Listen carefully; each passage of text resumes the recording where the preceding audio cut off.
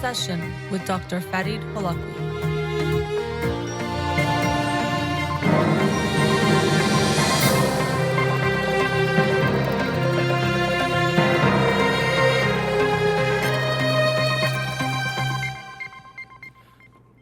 Good afternoon. Welcome to In Session. I'm your host, Dr. Farid Holakouee, and I'll be with you for the next 2 hours here on Radio Hamra. Studio number to call in, 310-441-0555. I'm a licensed clinical psychologist, so you can call in with any questions related to clinical psychology, including any emotional or psychological issues, parenting issues, and relationship issues as well.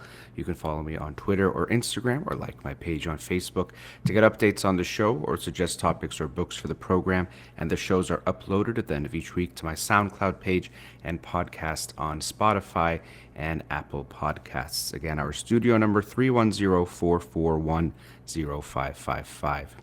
The book of the week for this week is Humankind, A Hopeful History by Rutger Bregman. Humankind, A Hopeful History.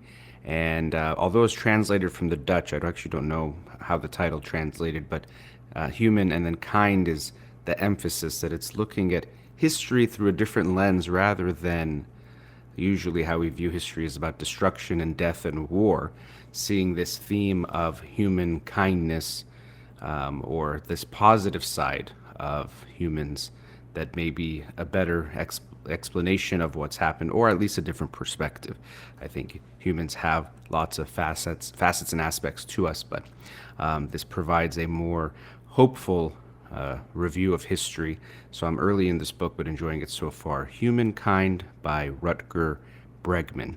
And in a somewhat related note, we are getting close to the national elections here in the United States. So I hope everyone here has registered or will register. You can go check online. I think it was the second or third time I checked online because some friends had sent a text of just reminding everyone to check if they were registered to vote, which was nice. So I just made sure again that I am registered. And also, you do want to see if you have a plan or you know how you're going to vote. It's not always so simple. So registering is not enough. But I hope everyone will vote if you are in the United States. Of course, anywhere you are voting in those elections, I think is very important civic duty and responsibility that we have. And democracy is definitely not a perfect system, but it might be the least bad system we had. I forgot if that was Churchill or who said that, but someone said something along those lines, and I think it makes sense that democracy is the best that we have. It's not perfect, but it's the least bad form of government we can have. And really, one aspect of it is everyone making their voice heard by voting. And there's other ways too, but voting is one of those important ways to do that. And I know it's very cliche and no one's really going to disagree with saying you should vote, but I do think it's a reminder of how important it is, because many of us, and even I've taken my responsibility and really privilege of voting a bit lightly by not studying the issues, not voting in every election, but midterms and different elections that are there. So I think it's up to each of us to take that responsibility seriously. At times, you'll hear people say, "Oh, my vote won't make a difference," which I think is interesting. And I understand, for example, to say, well, if you're in California and when it comes to voting for president, probably won't make a difference in the sense that it's pretty clear who the winner will be of that state, let's say. But really that to me is looking at democracy and voting the wrong way. If you really think of it, what someone is saying when they say my vote won't make a difference is that my vote won't pick the person, essentially, meaning that you would have to feel that my vote would for sure pick who's going to be president or senator or whatever it might be, or else I shouldn't vote.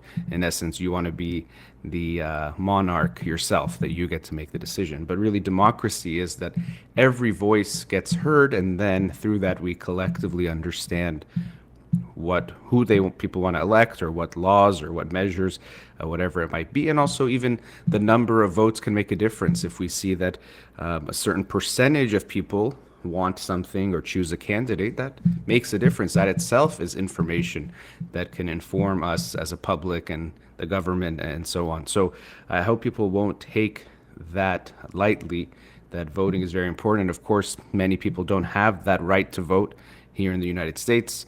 We still see people that are disenfranchised, from people who have been in prison at times, can have issues related to voting, but throughout history, there's been people who have not been allowed to vote, from African Americans to women, and the challenges continue. And around the world, there are still many people that don't really have the right to vote, whether they're living in a country that's not a democracy or kind of a democracy in the sense that it's a mockery. They vote, but we know it doesn't really mean much because the elections are very clearly determined.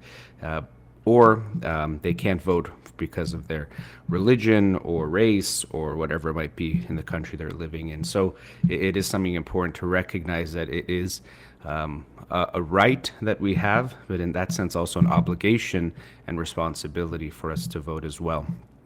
Now, shifting a little bit, something related to politics and voting is something, we hear about identity politics, and I won't get into a whole discussion about that. And really, even how to define it, I think, can be unclear because a lot of politics is about identity, even if it's Democrat or Republican, or it could be LGBTQ groups or women. There's different ways that we identify that are part of politics. I don't think we can take that completely away. But I'm not getting into that discussion. I wanted to look at identity politics in a different way, and in the way that we identify with our politics, meaning that we feel so intertwined with things that we're voting for, things that we believe.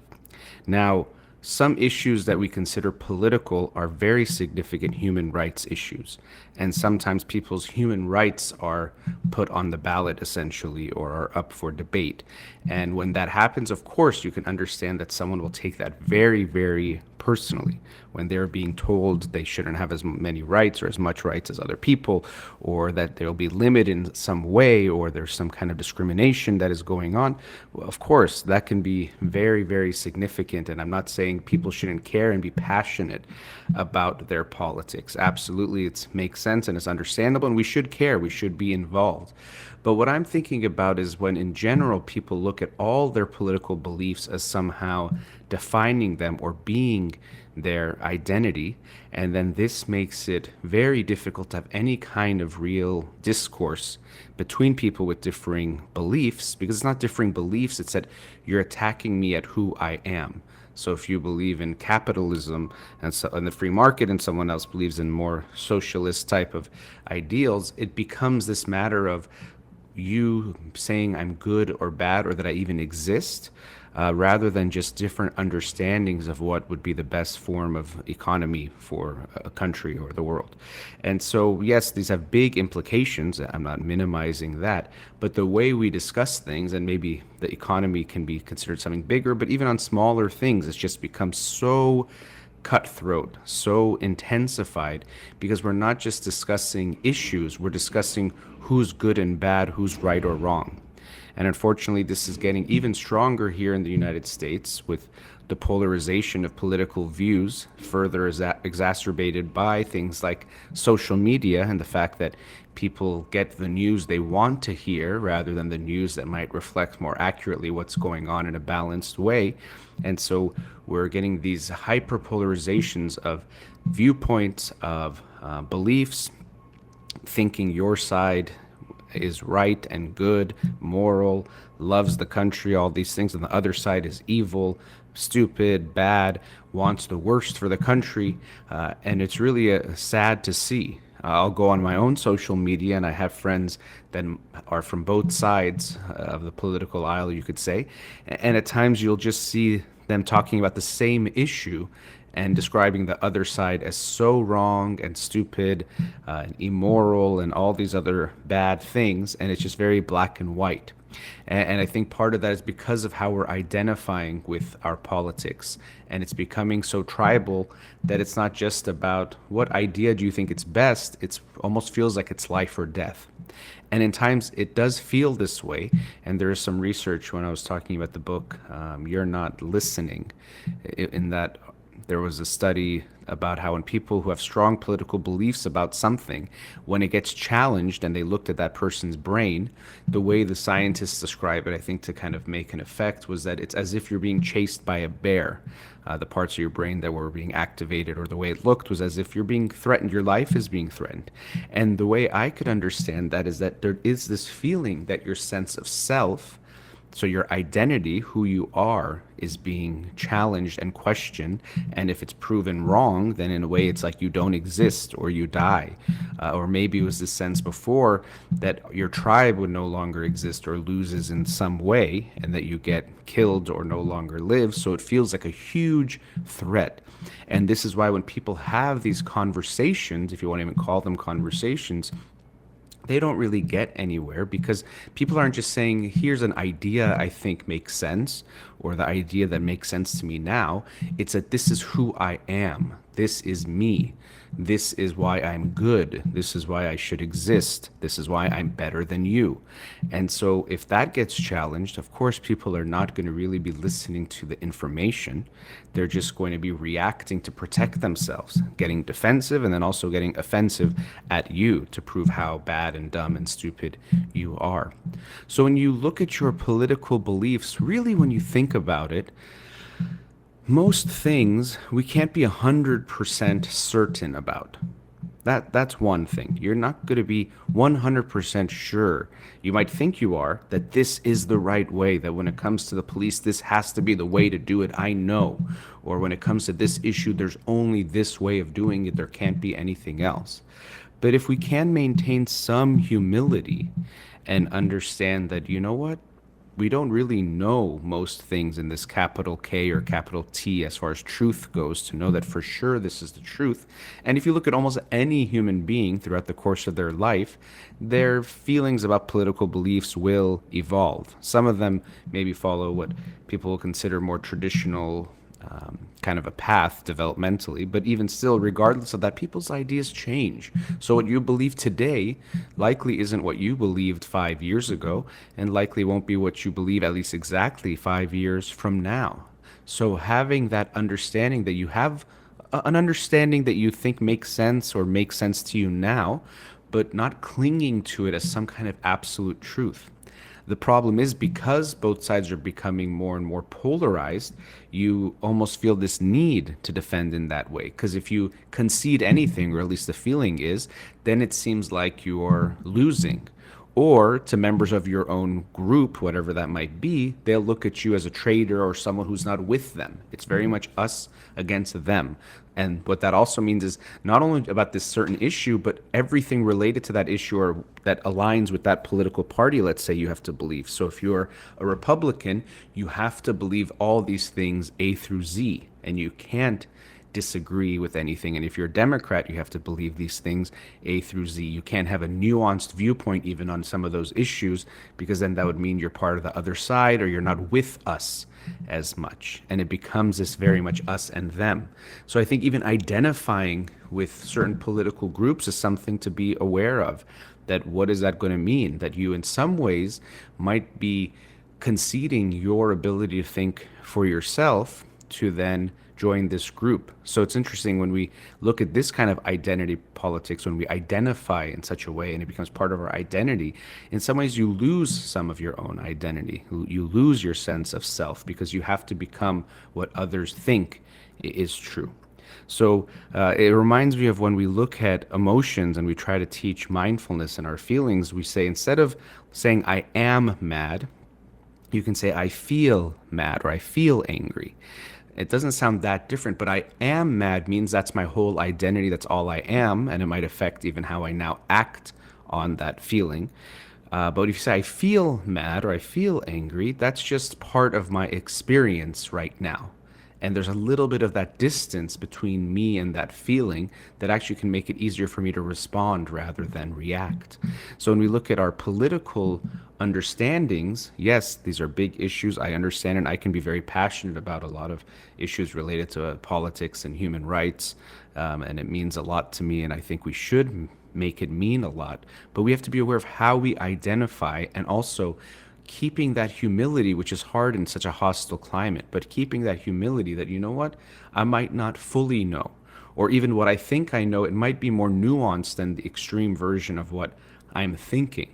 And if we allow for some of that humility and openness, it would make it possible for some level of discourse, which at the current time is almost at a zero, where people are not genuinely having conversations. It's just kind of like a nuclear arms race, a cold war of ideas and words that might someday erupt, and already in some ways has, into actual violence and hurting. Of course, it erupts in verbal violence every day on the internet, but it could erupt into violence because it's more and more we have to prove we are right. And unfortunately, someday we could get to the point where our identity, as far as the politics go, could become life and death and feel like we are dying. But if we can relinquish some of that certainty, relinquish some of that I am right, you are wrong, I am good, you are bad, that there must be something to what you're believing or understanding, or there must be some merit to it, even if I don't fully agree, we could hope for some discourse. And also you can allow for yourself to have some space, that it's not about just winning, but about trying to understand and get to some better place for the country, for yourself, whatever the situation might be. Let's go to our first commercial break. Studio number 310-441-0555. We'll be right back.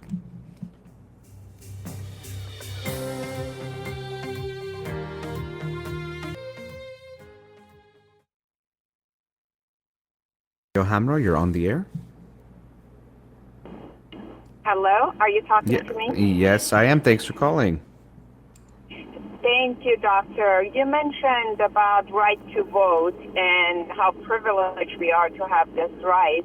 But I have a question for you. I am registered independent. I am very disappointed on both parties. I feel like it's a battleground. They are just fighting and they are not working towards people's benefits, from White House to Senate and the House. I think that they feel like the way they treat themselves is they are above law, and they are just so fond of themselves. I wish there is a term limit. I wish, my vote. See, you also mentioned, I don't feel like my vote will be counted, especially in the state of California. And I want to have a negative protest. And that's what we learned when we were back in Iran. After the revolution, the only kind of negative protest we had was not voting, because I didn't feel like our vote would make any difference. Well, yeah, I mean, it's these are obviously complicated issues that also bring up political science and other aspects. I do agree with you actually about term limits. It seems very strange to me that people can be senators or in Congress for so long, and it usually leads to corruption over time, regardless of who the person is, and the system is definitely corrupt. So, I agree with you that the American system is definitely in crisis, and that there's a lot of corruption. There's the two-party system itself probably is not the best, because it creates this polarization that we see, and there's not as much nuance. So I think there are a lot of issues there, and I obviously won't say that you should or shouldn't vote, as in your particular case. It's an individual thing. I don't know how far the individual non-vote goes. There is, at times, you can look at not just the presidential election, which is important, but there are usually ballot measures and different people running for more local government that might have also an impact as well. But changing the system, which I agree with you is important and necessary. Where to start with that, I'm not quite sure how that does happen, but it does feel like the way things are, the people don't really have the power they should have. I agree with you in that sense, and that the way the government works, that's why there's such a low approval rating for Congress. People are just very disappointed that it becomes more about fighting with each other than making progress, and winning against each other rather than winning for America, winning for the country. So I totally agree with you on a lot of those points. Now, how to deal with that, maybe we'll disagree. I still think that voting is good. Maybe you're right. If no one voted, if there's some way to make that happen, or at least a large portion, that might have some impact. But I don't know if it would really make a change, because then the people that would be in power would still be in power. So I'm not sure what's there. I can understand your anger. And I have that too about the system. And when you look at things and hear what people from both parties say, there's just a lot of lip service and saying whatever is convenient in the moment rather than having some strong values or morals, because it really just becomes about winning rather than doing the right thing. And so I am very disappointed as well. So I can share that with you. But I don't know if I would share not voting as my response, but I can see where you're coming from. I do vote, but not for presidential. And the reason I do vote for propositions, because in that sense, I feel like my vote has an impact. But, and this happened several years ago when Al Gore was candidate, and we know that United States is the only country that for presidential, a popular vote doesn't make any difference. And this is disappointing, and no one has done anything about it. It happened during the Al Gore and Bush, time, and it happened just last time. And it is, and I don't see any changes. How can we have our voice heard?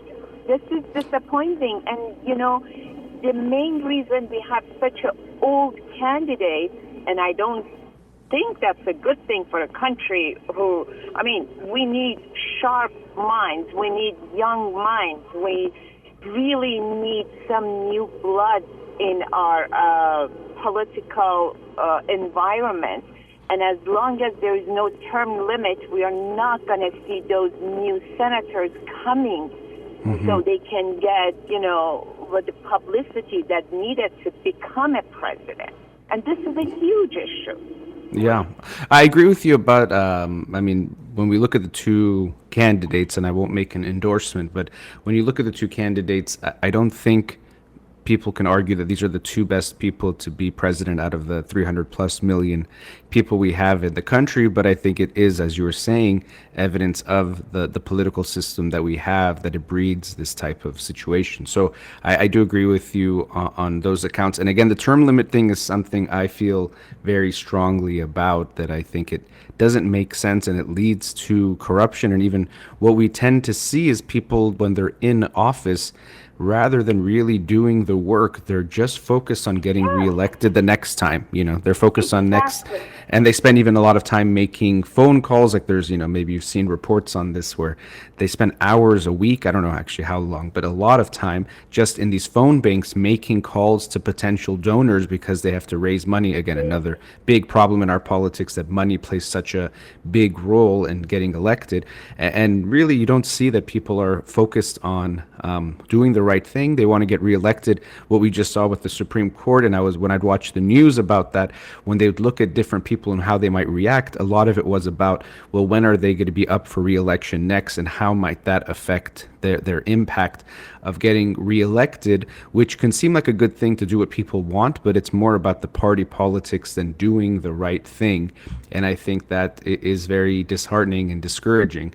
So your frustration, you're definitely not alone in that feeling. And I do hope term limits, it comes up, but it's one of these problems where the people who would have to make those term limits are the same people that benefit from there not being term limits. So, the checks and balances sometimes don't always balance out, in the sense that there's not someone to make that happen. So I agree with you about the term limits, about having a disillusionment. It's not that I feel great about, and I think the voting is going to solve the issues. The issues are really at the core of our government, which there's a lot of problems. Every government has issues, but there's some pretty big ones related to money, related to term limits, two things that you brought up that I'm not sure how. I think it'll take time to change. I'm always hopeful that things will go towards justice, but I think it is going to be a long path.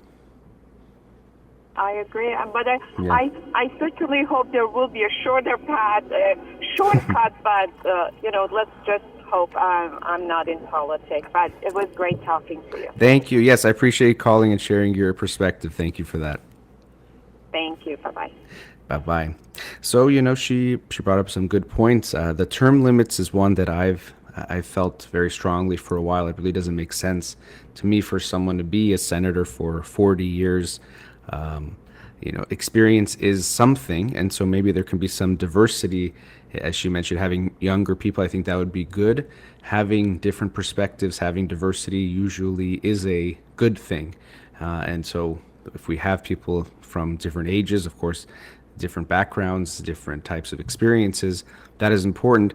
Not just have the different experiences, but that different people are represented. A government should represent the people and be made up of, in a representatory sense of the people, so that all the voices will be heard and people's voices will get the representation they need and the attention that they need. So, her decision or her thought about not voting for president, I can understand that it makes some kind of impact. I think you also want to look at the situation and make what you think is the best choice for you. But if you feel like one choice makes more sense than the other, it could make sense to do that. And the bigger changes will take some time to come. And this is where politics is it's a tough issue to be involved with. We have some power, but it's limited, each one of us.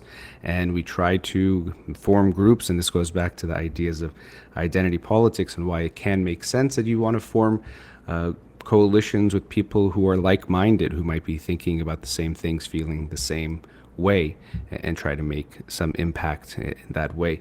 And then, of course, the money being in politics, another one of those very easy and cliche things to say, but I think it's hard to undermine how significantly this impacts things. And, we can get used to certain things because there's so much part of a system.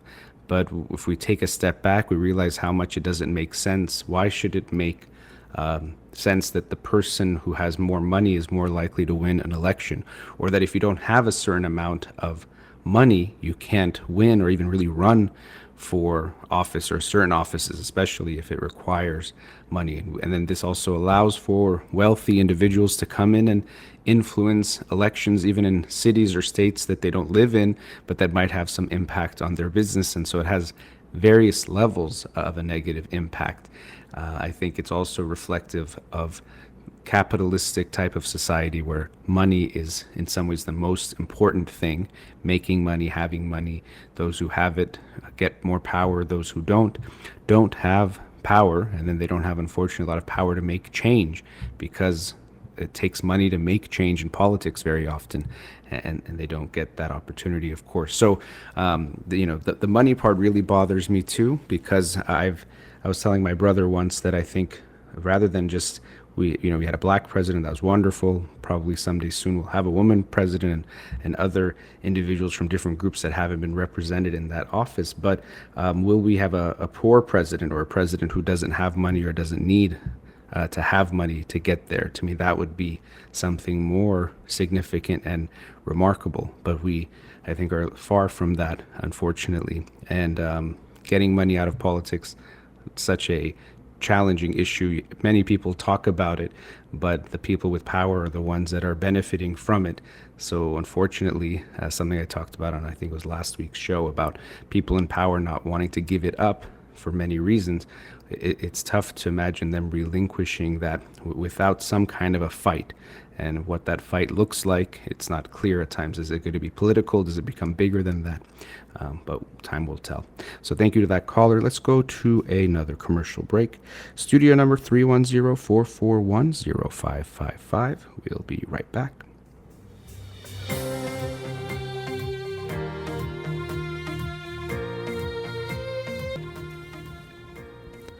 Welcome back. Let's go to another caller. Radio Hamra, you're on the air. Hello. Hello, hi. Thanks for calling. Thank you. Thanks for taking my call. Sure. So, I have a question regarding my life and the way I've been since my teenage years. I'm in my early 50s now, but the way I feel about the opposite sex and a relationship with women since then. When I was, when I went through puberty, I felt very strong, and just like any other kid, I had all these strong urges, and it just got to a point that it was occupying, a major part of my life. And I think that should be common, between all the young kids, where your hormones are raging and all of that. So as life went on, and it was kind of difficult because you have all those pressure of what you want sexually, and you're very young, and it's and the society and where you grow up, and it was kind of hard to deal with it. But it was also difficult because I felt like it's so strong that you feel like, is that what all your life is all about? Sex. You have seen those cartoons that they compare like a man's head versus a woman's head, and a man's head is like 99% sex, and a woman, they think about like art, humanity, other things. So as life went on, I thought like as I get older, maybe this would decrease. And I mean, it has decreased a little bit, but not too. I mean, I still at this age, it's the major part of my life, and I guess. I guess I wanted to know, is there a line that can be drawn by someone that says, if being physical and being sexual is more than this much, and then it's considered too much? And is that a measurable thing? I mean, your psychologists, psychiatrists, do they have ways of measuring this to see how much is too much?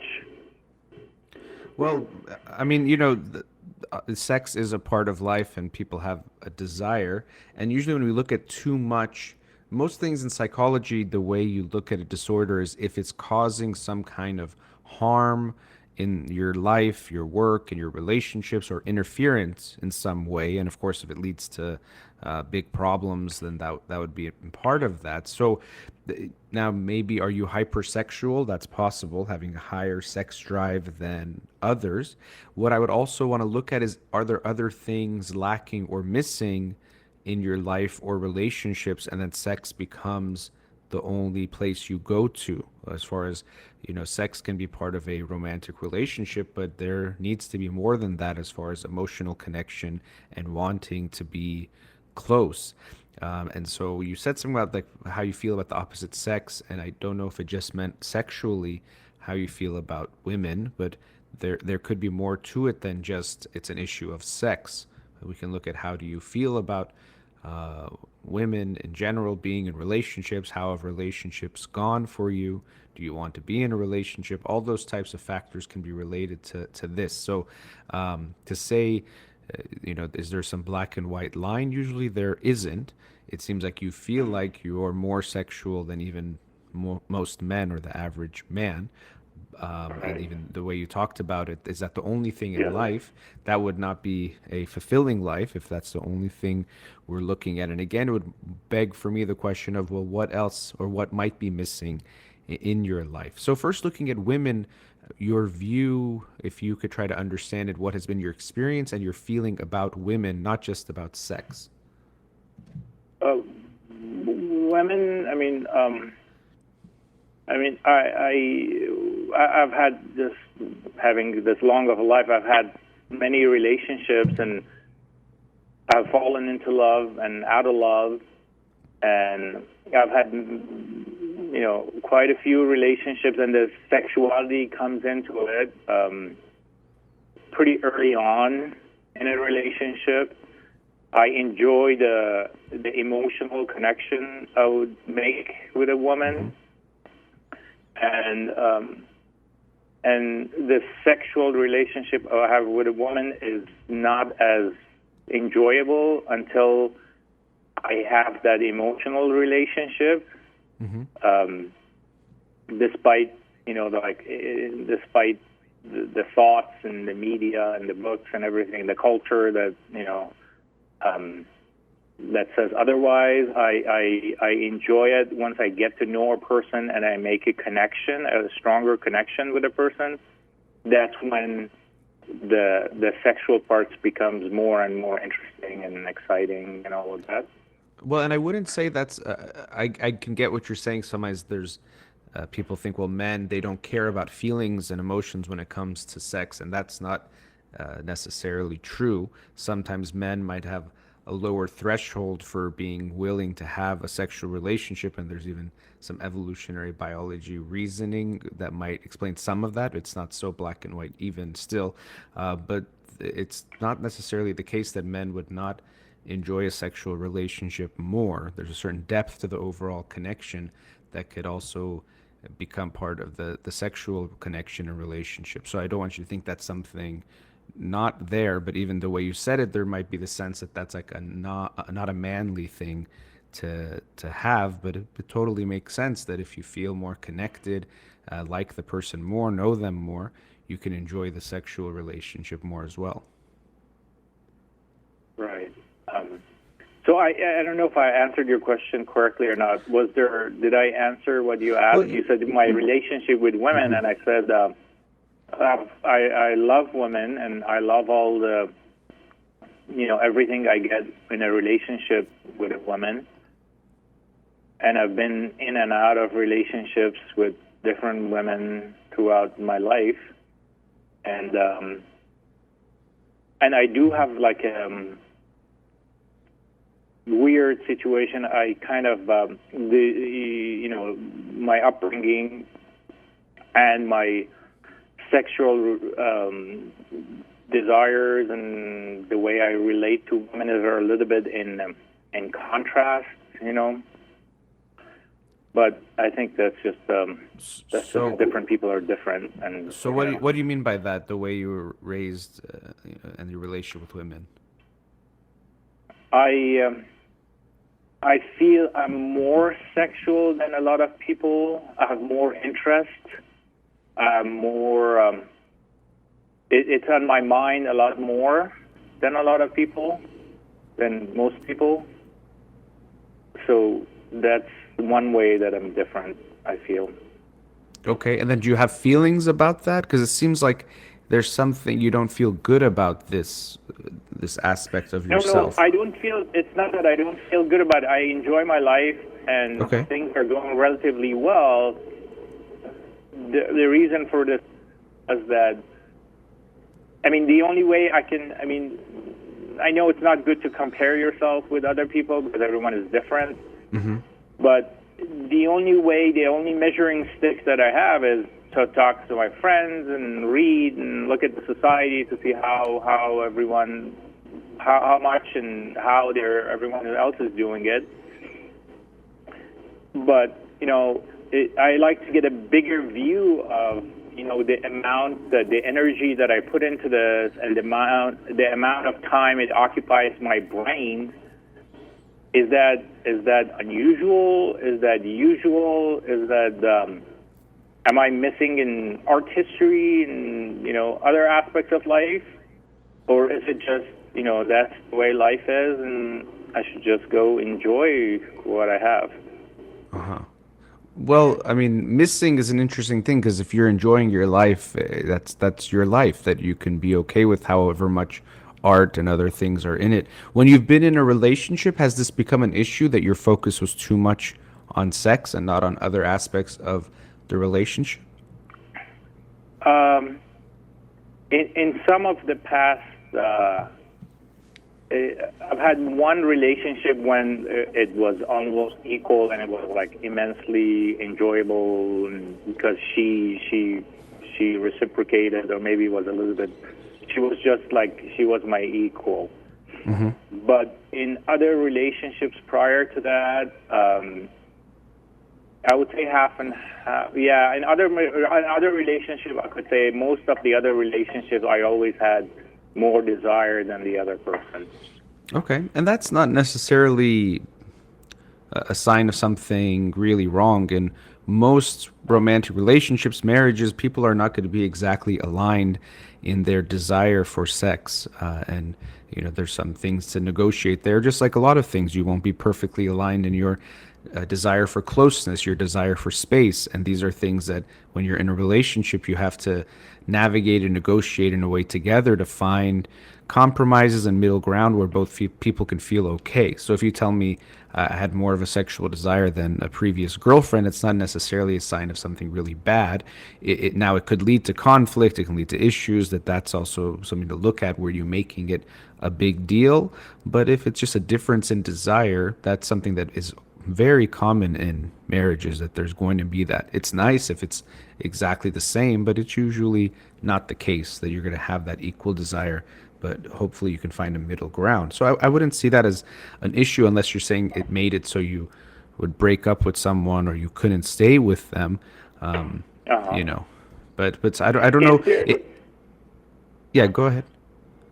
Is there a relationship between the way you relate to a person and the way you sexually feel towards them? By the way you relate, I mean the attachment type, the way you think of you establish the type of attachment that you have with the other person and the way you sexually think of them?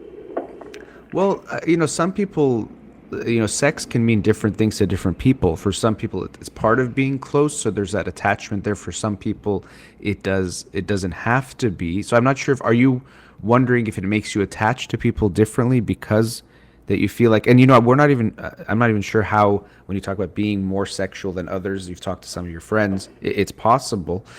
If it becomes obsessive, that's something where you feel like you can't think about anything else but sex. And that's what I was talking about before. If it's getting in the way, let's say if you're trying to work, but you are constantly thinking about sex and can't even focus on something else, well, that is more of a problem. So that would be something concerning. Is that an issue for you? Is it taking over your life in ways that are harming you in some way? No, it's not harming me. I mean, once I'm in a relationship, I like to have, a sexual or intimacy or closeness, like, twice a day. Okay. Is that too much? Well, I would think that's more than the average, but anything with sex, whether it's in a relationship or in a casual relationship, it's all about consent and the other person wanting that. So wanting it twice a day is I think it's more than the average, but that doesn't necessarily mean it has to be something really wrong or bad that it's a problem. Now, if your partner doesn't want that, that's where you together have to figure out how to make things work, where there's some balance or making things okay. But yeah, that's more than the average. But desire is usually not something we can just turn off anyway, or we can say something to make it less. And from what I'm gathering from what you're saying, it's not that it's hindering your life, where you're saying, well, I had relationships and I ruined them because maybe I'm sexual and I want to be with other people, or when it comes to work, I can't focus, or I do things that get me in trouble because of this strong sexual desire. Then that would be, of course, a big problem. But what it seems like you're saying is you feel like you're more sexual and you're trying to understand yourself. What I also wonder about is, sex can have a lot of moral meaning to people, in the sense that, especially in how they're raised, and religion and culture can make us feel certain things about, is being sexual something bad or wrong, dirty, immoral? Do you feel like you have any of those associations with being sexual? I don't feel like I have any of those association, and I don't know if that's good or bad, but people that I am with do have some of those associations, or people who have been with before, and that gets in the way. Sure. It has gotten in the way. I think of myself a little bit as a sexual minority, if that makes sense, because the the way I think about sex is not entirely different, but it's a little bit different than some people. Different in what ways? But the issue of consent. I mean, consent is one of the things that really it's one of the pillars of what invokes me and excites me, and receiving consent from a person. It's one of the desirable things that that's good. I look for. When you said that, and that obviously is a good thing, you said, I feel like I'm a sexual minority and different. Like, how do you think you're different than most people? Other than, is it more than this, the desires, or any other way about how you feel about sex that you think makes you different? I am more dominant. I take a more dominant role, but that's often misconstrued as not taking consent. And I'm a big stickler for that to make sure that's not misunderstood. What actually excites me is to receive that consent willingly from my partner, to reciprocate my relationship with them. Sure. Well, I mean, I mean, the consent is like a bare minimum, of course, that we need to have in order to be not violating the other person, and whether it's abuse, assault, whatever you want to call it. So consent is necessary, and then consent is also, sometimes people look at consent as black and white, that if someone consents, then everything is okay after some magic word of yes. But I'm not saying you're saying this, but I'm saying even the way you want to have sex is something that it could be okay to want to be dominant in a sexual encounter and experience, but even that's something that the partner would have to be open and willing to do. Exactly. And so that that's something to be mindful of, that consent means a certain aspect of consent is being, a certain level of sexuality is being consented to, but someone could not want or like the way it feels or the way emotionally it feels, different things. So wanting to be dominant is not uncommon, maybe even more for men, but it could be men and women, but you have to make sure your partner is okay with that, of course, that type of interaction. So, and it seems like you're saying you are, but I don't know if that's become an issue before, where the type or the way you want to be sexual with someone maybe doesn't get either reciprocated, or they get upset by it, and that's something that we have to be careful about. There's a lot of gray area in sex because there's a spontaneity in sex as well that partners can experience, but there still needs to be a level of respect and even some way of checking in with each other, even during the process, but definitely after, if it already has been clear. Before is even necessary. So I'm still not sure, what's your concern about yourself? Like, you brought up now this dominant thing. It seems like you're not sure about the sexuality that you feel, the amount and maybe the way you feel it. Then you say, I don't have feelings about it being right or wrong the way others might, but it seems like you do. Something is coming up about if it's okay to be the way you are.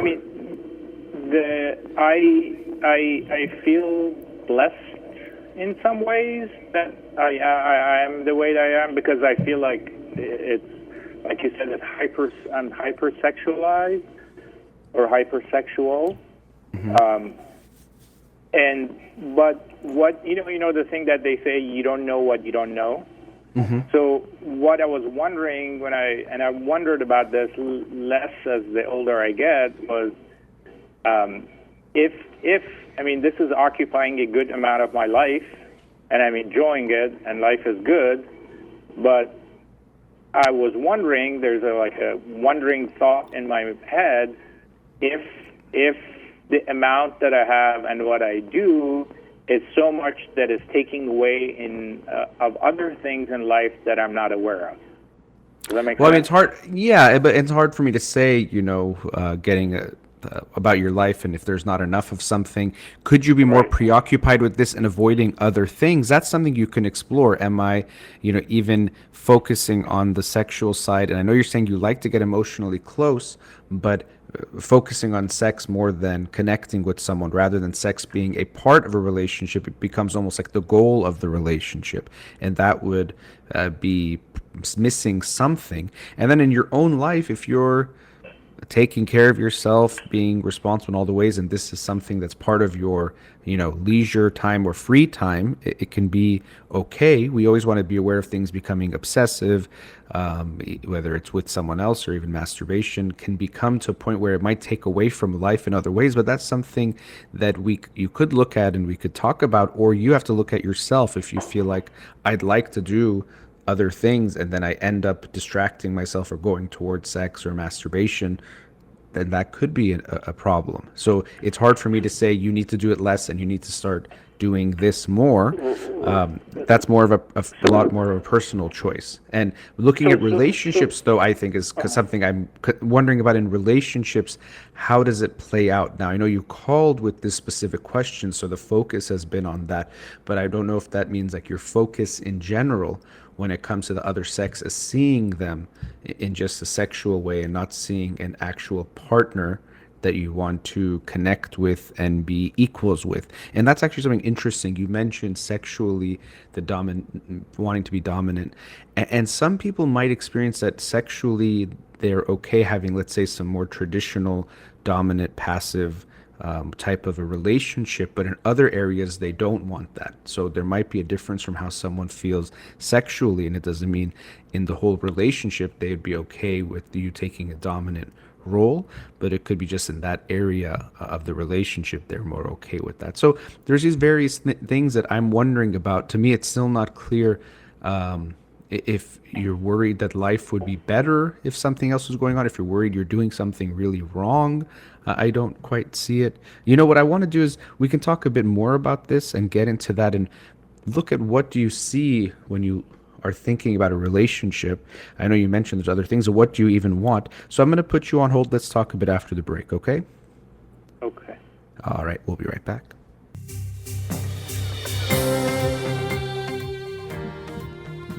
Welcome back. Before the break, we're with the caller. Let's go back to him now. Caller, are you still there? I'm here. Okay. So, we talked before the break. You brought up some concern or kind of questions about your sexuality. I know I said hypersexual and you seem to resonate with that. But I was curious about your romantic relationships in that you said you do want to emotionally connect. But is there something missing there? Have your partner said emotionally something has been missing, or has that component of the relationship been okay? No, nothing has been missing. Maybe the opposite. I feel like my relationship are too intense. Like relationship on steroids. It's just and obviously depending on who you're with, and once and if it goes well, it's amazing and intensely enjoyable. But then it's hard to find those people who I match with.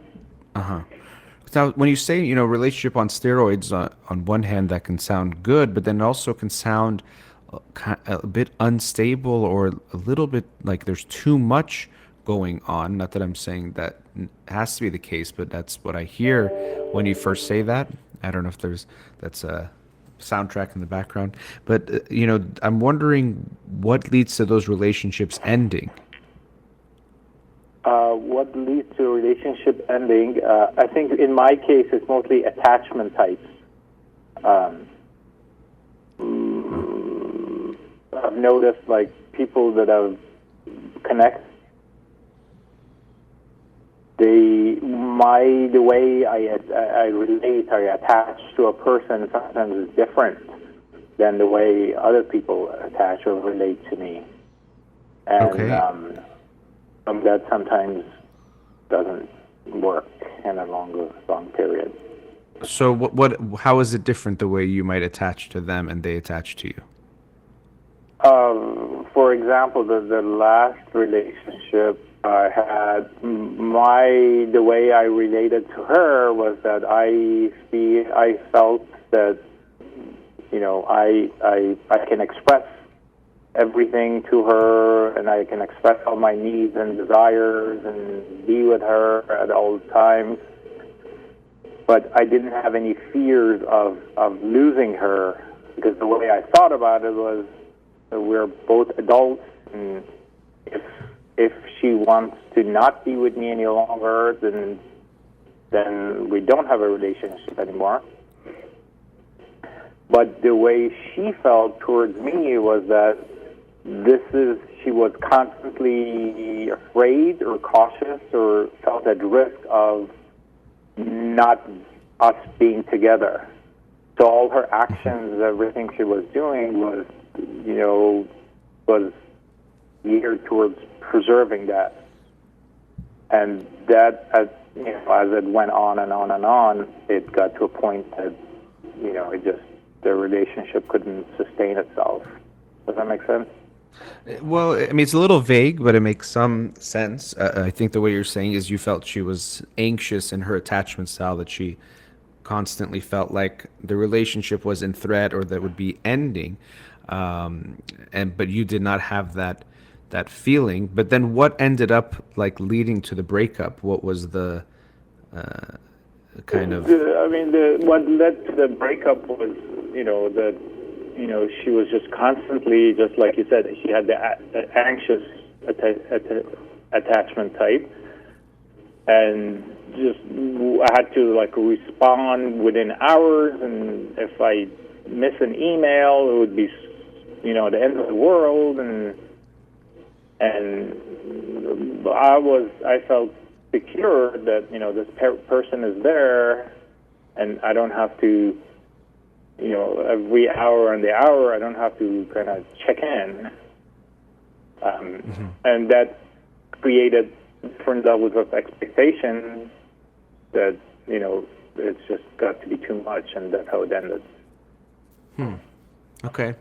Yeah, I mean, I guess you're saying she was anxious and expected too much from you. And then I don't know, when you say the relationship is like on steroids emotionally, sometimes people who are anxious, if you are attracting people who are anxious, there can be an emotional intensity to get very close with the person, partially out of fear of losing them or things not working. So that's what I felt even when you said, relationship on steroids. It sounds good. People think, oh, I want to have this super passionate, intense love.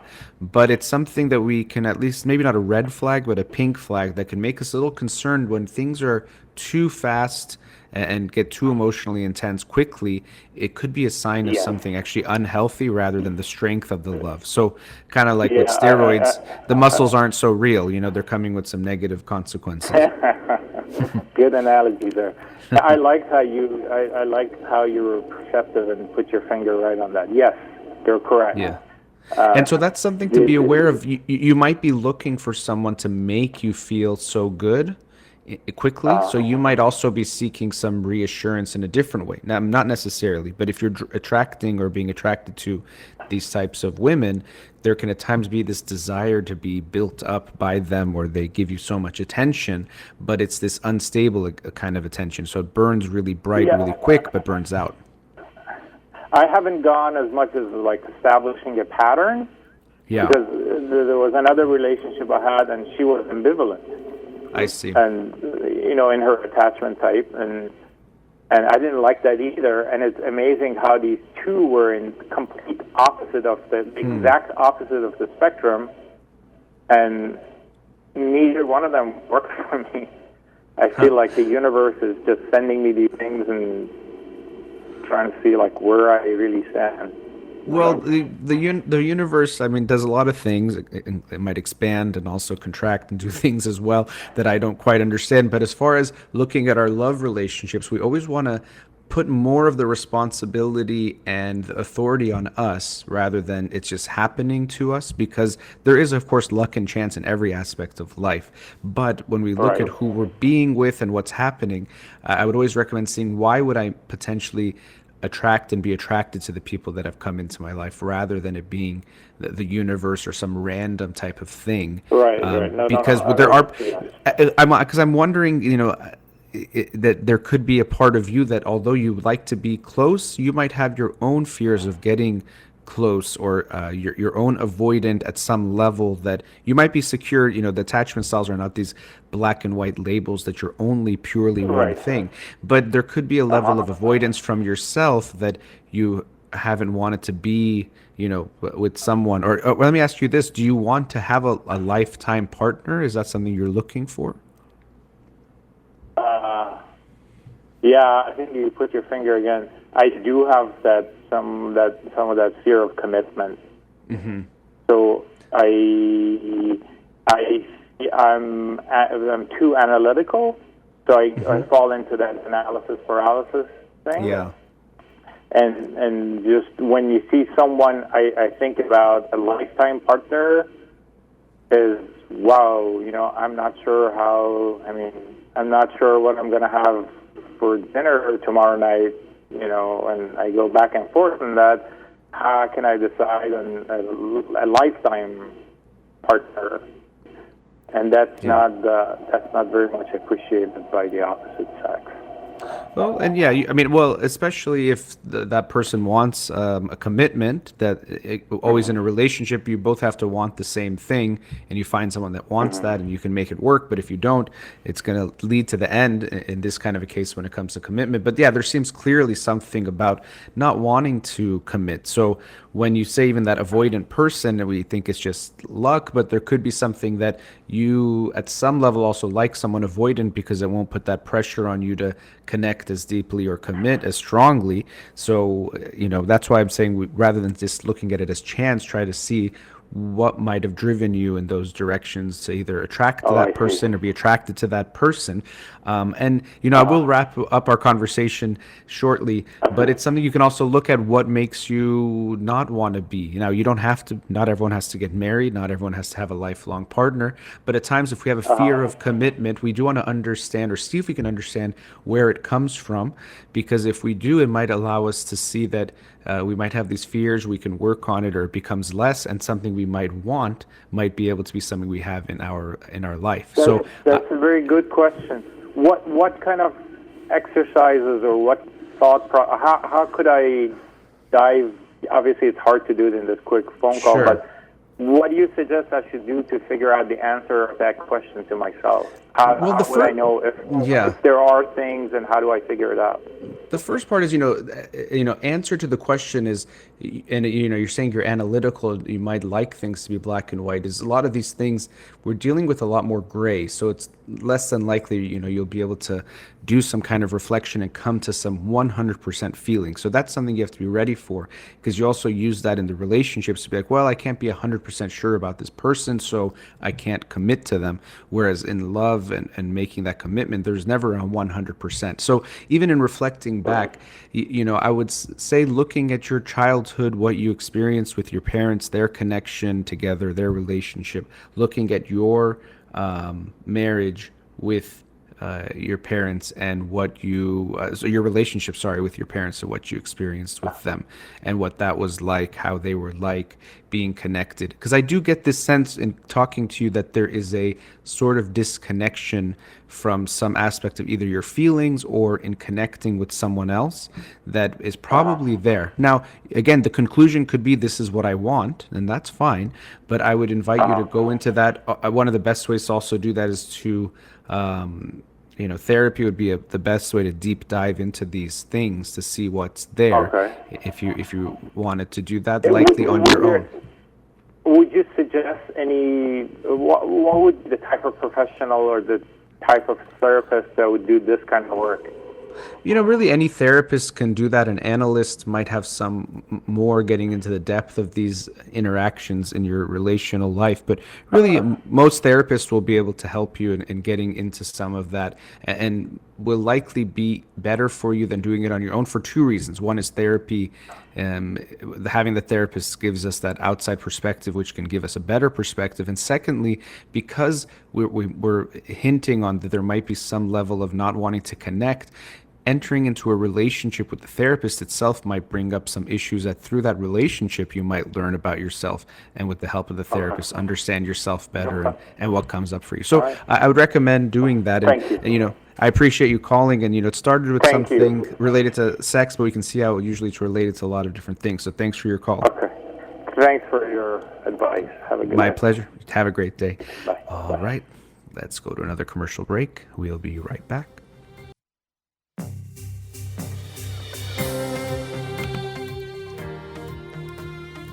Welcome back. With the previous caller, discussed a bunch of issues. As we see, sometimes we think the question or the issue that comes up is about one thing, but there could be so much else we can understand about ourselves or someone else as we explore more deeply. One thing I wanted to touch on more in this segment was something that he said half jokingly about the universe sending him people, and I understand that there is some luck, as I said to him, in life, and some chance, and things happen. So it's not that we control every aspect of life and what happens in our relationships and who comes into our life. So I don't want to go to that extreme either, but we always want to look at what might be the parts that we are controlling that lead to certain things happening, certain people being in our life. Sometimes the patterns aren't so clear, like we always are attracted to, let's say, aggressive men or controlling people or something like that. Sometimes it's not so clear, but sometimes there are some themes we can understand that will help us understand ourselves better. And so there is some aspect of things that are out of our control, but what we want to do is try to understand the parts that are in our control to 100% or the most we can, and then understand and learn from those things. Reminds me of, in the book, The 7 Habits of Highly Effective People by Stephen Covey, there's that circle of concern, and then there's like a circle of control. I don't remember if that was exact words, but there's things you care about. Let's say, like, you care that it's going to rain tomorrow or not. Whether it rains or not is not in your control. Now, what you do as far as having an umbrella or being dressed appropriately, that is up to you. That is something that you can control, and you want to control that to the best that you can. So yes, I can't control if it's going to rain tomorrow. I can, of course, check the weather, and that's part of what I can control as well. But then I can be prepared for what is going to be happening out there to the best of my abilities. So yes, some things that happen in who we encounter and who we date is not completely in our control, but we do want to look at, okay, what might I be doing? Because it's not just about who comes into your life. You might date someone for 3 years. And so, well, why did you date that person for 3 years and it didn't end after the first date? They came to your life, but you had lots of choices you made to make the relationship last, or vice versa. You might have said no after the first date for some reasons that you maybe didn't realize were different than the ones that seemed on the surface. Oh, I wasn't attracted to him, or I wasn't attracted to her. Maybe it was that. It could also be that you were scared that you would get too close to that person. It seemed like it could work out. There's lots of things that we can understand about that. So we always want to take into account, what am I doing in my life? Now, when we say that, and people might think, well, I'm unhappy in my dating life. If I say I'm the one responsible for it, it seems like I'm blaming myself. Well, first of all, we need to take responsibility for our own life. That is the only way we can really live. If we're waiting for life to become good for us, it's probably never going to happen, and we won't be actually realizing what we can do to make a good life. And actually, a good life, or the really life that will feel fulfilling, is when you make it good or make it better, when you're the one who's making it happen, not just someone else doing it for you. This is why even as parents, we sometimes think, well, we're so loving, we're going to do all these things for our kids. We might not be realizing that, one, we're interfering with their growth and their development, and two, taking away their opportunity to have that good feeling of doing something on their own for themselves, or to make some good result. So it's actually not good. So really, a good life is going to come from the one that you create. But the perspective when we look at responsibility and contribution to what's happened in your life, it's not about blame, but it's about understanding. Okay, well, how have I gotten to this place? And actually, as much as you might not want to blame yourself, but if you think it's completely from the outside results or outside powers, well, then yes, you might think I'm not responsible if I'm not happy, but then also you're powerless to make things better. You have to just hope things get better rather than actually see that you can do something about it. And the reality is, of course, barring things where people are being oppressed and significant things are happening in your life. So I'm not saying that everything is in everyone's power all the time. Of course not. There are real barriers that are there. But in a lot of our life, we can see that there's much more power we have or authority to make our life different. And even if we look at that word authority, sometimes we think of it as meaning someone in power, someone above us. But also we can look at the part of the word like author, that you can be the author of your life, meaning that you can write what happens. And yes, you can't write exactly to say, next week this is going to happen and I meet this person and we're going to get married and blah, blah, blah. We can't write it in that sense that every single part of it, but we have a big impact on what does happen and what doesn't happen, on how we try to meet someone. So for example, when people talk about finding someone, well, what efforts are you making to meet someone? A lot of people on that aspect of meeting someone think of it as, well, it's going to happen. Maybe we run into each other at a coffee shop, which of course nowadays with Corona, it's less likely to happen. And plus you'll probably both have masks and be picking up your coffee. It makes it even less likely to happen, but it wasn't so likely before, or these ways of quote unquote naturally finding someone, which it can happen. It does happen, but it doesn't. It definitely means you're not putting the most effort you can into meeting someone. Well, what else can you do to meet someone? I know cultural things come up with gender norms and roles. Sometimes, especially women can think, well, you shouldn't be putting effort. People should come to you. And I'm not going to challenge and say you shouldn't believe something or feel something, but you have to also be aware that when you're just waiting for who comes to you, you're limiting the options of who you're going to be able to meet, or you're making it that you have to just wait and see. And you don't have to. It doesn't have to be that way. There are ways that you can put effort as well. So we want to see what can I control and then do those things to the utmost. And then also it's not just about what can I control going forward. You're going to have to try to understand to make better decisions going forward. So we explored a little bit and I encouraged him to look at his own past. The family relationships and dynamics are important. How did you see your parents' marriage? What happened there? That's going to have big impacts on your relationship. The attachment and bonds and relationships you had with your parents, especially in family members, that's also going to be critical in impacting your attachment style, who you're attracted to, what you're looking for, the cliche things, which are very true, that yes, the ways that your parents were that were not good, oftentimes are the things you're going to be attracted to. So you have to be aware of those things. But there's so much you can learn and understand about your past. Not that your past dictates your present and your future, but actually if you don't understand your past, it's likely to dictate your present and your future unconsciously. But the more you become aware of what's there, the more you can be consciously aware of what decisions you're making, what steps you're taking, who you're being attracted to, and who you're going to attraction sometimes can feel more natural, but who you might pursue more. Oftentimes the people we are the most initially attracted to are the most unhealthy people for us. We are driven by the wounds of the past rather than being driven by the good values of who would be a good partner for us. So we at times have to be conscious, thinking with our heart as well as feeling, thinking with our head as well as feeling with our heart, but we need both in order to pick a good partner. So when we look at any aspect of our life, but specifically in this case, we're looking at the romantic relationship, recognize that you have a lot more power than you probably realize.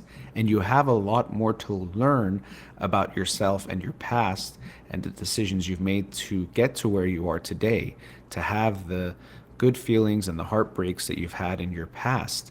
A lot more of it was probably in your control, or a lot more of it could be understood if you look at your own past and who you are and your personality and attachment style. And then you can be armed with this information as you go forward.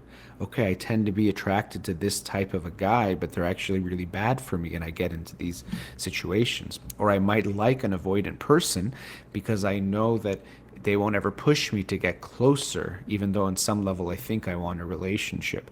Or I might pick someone who's anxious because they make me feel a certain way. And so then when we see those signs, we might recognize that although it might feel good on one level, we know that that good feeling is actually coming from a not good place that will get us into some kind of trouble or a bad place going forward. So romance, love, there's a lot of luck in there, but there's a lot that you can control, and most of the time people are not aware of how much they can control and also how much they can learn about themselves to decide what steps and actions to take and not to take as they go forward. Let's go into our last commercial break. Studio number 310-441-0555. We'll be right back. Welcome back. Let's go to another caller. Radio Hamra, you're on the air. Am I on there? Yes, you are. Go ahead. We have a little bit of, maybe it's a little bit, I don't know if you're on speaker, maybe take it off of the speakerphone. If not, I don't know I what's think I'm happening. not anymore. All right. Go ahead. I just wanted to say that I am a long-time listener, first-time caller, Nice and to a talk big to you. fan. Thank And you.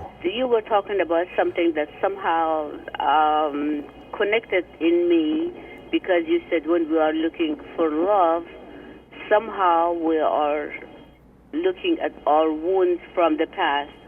And somehow something came up to my head, and I wanted to ask you for input. Okay. And here it is that I am 64 years old, but I look 40 maximum. And I haven't done any surgery or anything. I have genes, and plus it's been the type of lifestyle that I have been in. And there is something else, your father has a doctrine about the child within, that all of us we have, we are at the same time, we're still a 4-year-old, 15-year-old, so on and so forth. But there is something opposite of that in me, which is there are some emotions that there are without my control. There are still 30 years old, 25 years old. And it makes, right now I'm single. I have divorced about 5-6 years ago. And after a long, long, long marriage, and because I had children in my life, I didn't want to let them down. Therefore, I let them grow up pretty well. And then it was time for it. There are numerous factors in my divorce, but I don't want to talk about it. I just want to tell you that there are some emotions, some feelings, some stuff that there are still much younger than my real life, my real age, and I don't have any explanation for them. One of them is... Yeah, go ahead. I was going to ask what they are. I apologize, I didn't hear you. No, I was saying I wanted to know what they were. And, of course we have like an inner child, but any of us, we are in a way composite of all the previous parts of ourselves too, and we have various aspects. So it's not just the inner child, but your inner young adult. There's parts of that are going to be part of who you are. It does seem like you're saying, whether it was some experience or some things you went through, you haven't been able to get past or still stay with you. But I was going to ask what those feelings or things are. So go ahead. Well, emotionally, I can be 30 years old. I can feel love or being in love or being loved as a person who is about 30 or between 30 and 40. But what's the difference? And although I want to first emphasize, I am totally sexually inactive. I have been inactive for quite long time. Sexually, I am also extremely young, and I don't know why. But I'm still trying to understand what does that mean to be in love as a 30, 40-year-old and also to be sexually young but inactive. So I'm not sure if I understand what you mean by being loving as a 30-year-old compared to loving as a 64-year-old. Well, loving, I meant if I fall in love or if I feel that I want to be loved. I am young. However, my the way that the society is, and whatever that goes with my age is opposite of whatever that I need or I feel. So I can never find somebody. So explain to me, I'm not sure if I still know what the difference is in your mind of being in love at 30 or 40 or at 60. What's different from what you want to what you're saying society says you should want? Well, the society wants me to go out with somebody who is either my age or maximum a couple of years younger. Mm-hmm. And then those people, I don't want them. I want somebody who is, I don't want that person, but I'm saying my feelings want, my emotions, my inner emotions, they're yearning for some type of person who is between 30 and 40. But I know that is wrong. Well, maybe because of what you experienced in your marriage where you said it didn't seem like it was a very good one, that you were just staying in it, you maybe felt like you didn't get to live your 30s and 40s. So you might be stuck in some of those times where you feel like you deserve to have a partner at that age, even if you're no longer at that age. So there seems to be some way that you feel stuck in your past and not in your present experience. But apparently my body is left in that time period. Not only me, it's not only my emotions, it's not only my mind, it's not only my head, my heart is, and there is, as you know, human being is extremely complex. Mm-hmm. There are emotions in me, there are feelings in me that I don't know how to explain them. You're correct. I didn't live at 30 and 40 years old of my age. I did not. Mm-hmm. So, however, I am stuck in that period. How come I can feel that way? How come I can feel that way? How come I don't feel my age? I'm not sure what it means to feel your age in that sense. And if you're attracted to men that are 30 or 40 years old, that doesn't necessarily mean you are stuck there. People who are 60, 70 might find people attractive. They might not think they're a good partner for them because logistically and realistically it might not make sense in some ways. But just being attracted to a 40-year-old man would not tell me that you are necessarily not in your body, you're not in your age. You just might find someone attractive. And that's just what it is. There's nothing necessarily proving that you're not in your own age in some way. There does seem to be time. I cannot go out with that person. Not just for logistic people, for numerous reasons. Ethically, sure. Ethically, wrong. Not necessarily. I mean, if someone wants to date you that's at in 40s or 30s, you can. I would want you to look at what's going on for them and what's going on for you to date someone with such a big age difference. There's usually some things about that. There does seem to be some way that you don't want to accept your age. And not that it has to be a bad thing, but Not accepting. really. That's not true, actually. I'm Okay. so proud of my age. I never hide it. I tell everybody what is my age, and I'm so proud of it. I have earned it. I have got so much experience because of my age, and I know much better about things. But there are parts of even my body. I don't know how to explain it. It is so brand new. How can we explain that?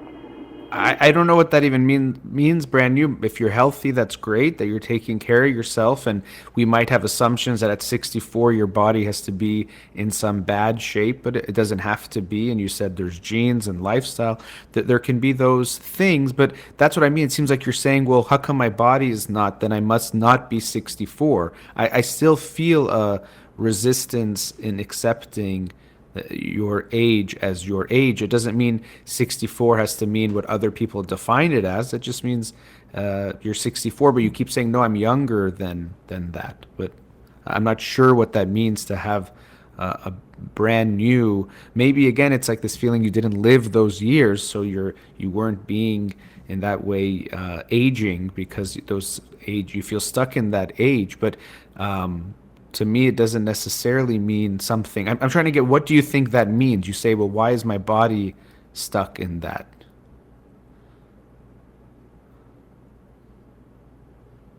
Hello? I think we might have lost the caller. Is the caller still there? I'm not sure if Ghazala can let me know. Maybe we lost the caller. I'm not quite sure. Well, we only had a few minutes left anyway, but what she meant by some of those things that she said. I don't want to say too much about her call because she can't respond to it, but I was feeling some sense of resisting the age in a certain way. We are, in a way, made up of all of our components of ourself, and she seemed to recognize that there might be some feeling stuck. You know, we talk about arrested development. I actually like that TV show with that name. But when we talk about arrested development, sometimes we see someone is stuck in their childhood years or stuck in their teenage years. And usually we think it means some level of your development as far as a kid, but it can also be as an adult. And so it could be that in her experience, or sometimes people have experiences where they couldn't live parts of their life. And so now maybe at a different age, they want to live that period, because they feel like it was taken away from them in some way. So maybe from what I gathered, she was in a marriage she did not like or feel good about, but might have been, she was saying, stayed in it because of the kids. But we can see that it could have impacted how she felt something was unfair towards her, that now should be afforded the right to be 30 and 40. And I'm not saying she can't feel young and look young, and that can be great, but some things seem to be missing in accepting the current reality of what was going on. So that was what I was trying to convey to her.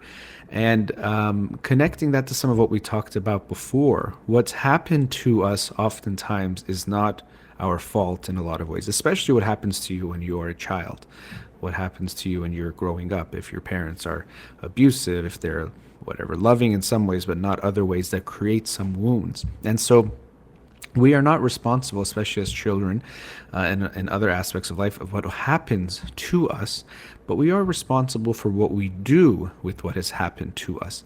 And each adult has the responsibility to themselves first, of course, but then to the ones around them and the world at large, really, to understand what's happened to them, to learn about the pains, the wounds, the issues you have based on what you've experienced, to then make the best of your life based on what's happened to you. So you can't change what happened to you, but you can change the present and the future based on your understanding and the lessons and the things you learn and how you work on yourself to then create a different and stronger version of yourself that then goes into the world armed with that knowledge and understanding of who you were. And really, that's all of our responsibilities, to see those wounds, work on healing those wounds, and move forward.